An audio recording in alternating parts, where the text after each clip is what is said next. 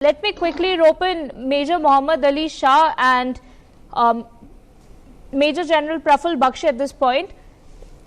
Good morning, Major Mohammad Ali Shah, and good morning, Praful Bakshi. Major Mohammad Ali Shah, if you could answer the question, do you think that FATF, the pressure is now mounting up on FATF right as exiled dissidents protest against Pakistan? I certainly think that Pakistan is cornered from all sides, and it's a very good sign. It's a good thing. Let pressure be mounted on them, and I think Pakistan is not only going to come in grey area, it's also likely to be blacklisted from there. So let it remain there in that case. So Pakistan, it will be a good pressure tactic, not just a tactic, I would say. It would be a good pressure point for Pakistan to be on the back foot. Because of the activity that Pakistan is doing, the world has lost faith completely in Pakistan and has lost complete credibility. So yes, certainly Pakistan, I feel, I have a very strong intuition, it is going to come in the black area rather.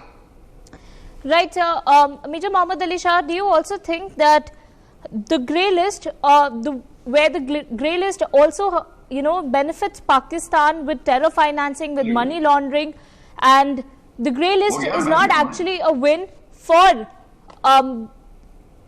just a second. If Pakistan is actually grey listed again by FATF, it's actually a win for terrorists.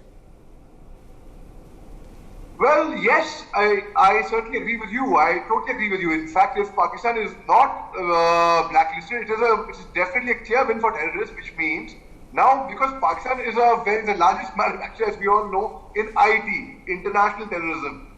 So it certainly would be a very big win for terrorism, because Pakistan is the only nation, I would say, who is promoting terrorism in a big manner, and the world knows of this. So if Pakistan is not blacklisted, I would say, well, grey-listed is blacklisted, I would say, then it certainly is a big win for the terrorists, because they are. I wrote an open letter to Jaish-e-Mohammed, the terrorist outfit, exactly 2 years back, which had over 10 million shares on social media. In fact, your channel also interviewed me on that open letter, in which I clearly mention about the activities Pakistan has been doing, Jaish-e-Mohammed has been doing, these terrorist outfits have been doing, and they are the actual reason which give rise to Islamophobia. So it certainly would be a very big win for the terrorists if Pakistan is not curbed, if it's not nipped in the bud of its activities right now, which includes being blacklisted from FATF.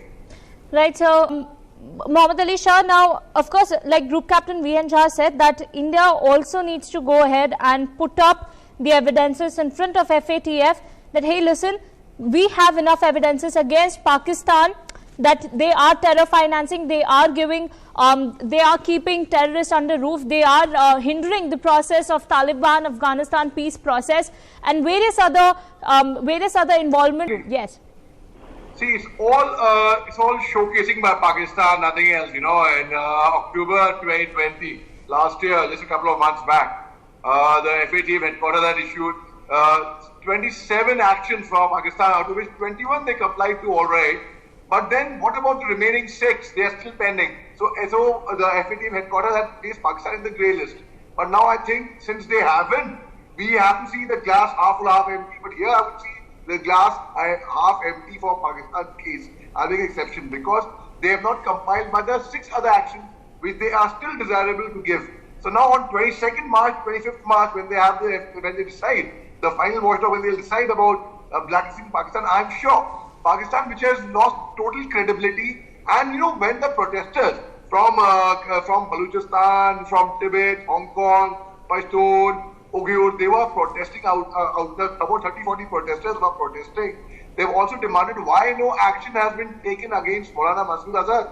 On 9th March 2019 at the UN meeting, when India had proposed to declare him a global terrorist, China had put its foot down, which is a permanent member there. But then it took months to declare him as a global terrorist. But why, despite him being declared a global terrorist, why has no action been taken against him? Which puts China again in the Pakistan again in the back foot, because it loses credibility once again. Right. Despite being named as a global terrorist, officially, you are not taking action against him, and that's what the protesters are demanding right now. So most certainly Pakistan is 100% I can vouch with conviction that Pakistan is going to be blacklisted. All right, Major Mohammad Ali Shah.